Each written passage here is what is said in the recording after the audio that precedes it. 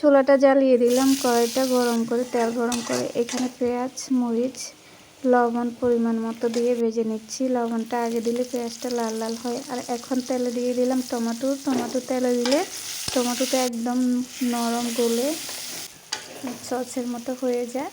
আর এই যে খুব সুন্দর নরম হয়ে গেছে টমেটোগুলো। এগুলো হলো ডিমের সাদা অংশ। তো এগুলো এখন আমি ঢেলে দিলাম। এখন ভালো করে অল্প আছে আস্তে আস্তে এগুলো নেড়ে নেব। এগুলো জোড়া হলে একবার শুকনো শুকনো হলে নামিয়ে নেব। তো সুন্দরভাবে ভাজা শেষ। এখন আমি প্লেটে নিয়ে নিচ্ছি। খুব সুন্দর একটা কালার এসেছে। ডিমের কুসুমগুলো আমি অন্য রান্নাতে দিয়েছি, এখানে ডিমের সাদা অংশ। খেতে খুবই ভালো লাগে। টমেটো দিয়ে আমি ভাজা করেছি আজকে। উপরে 2টি মরিচ দিয়ে দিলাম। ভিডিওটি কেমন লেগেছে আজকের রান্নাবান্না এ পর্যন্তই। আল্লাহ হাফেজ।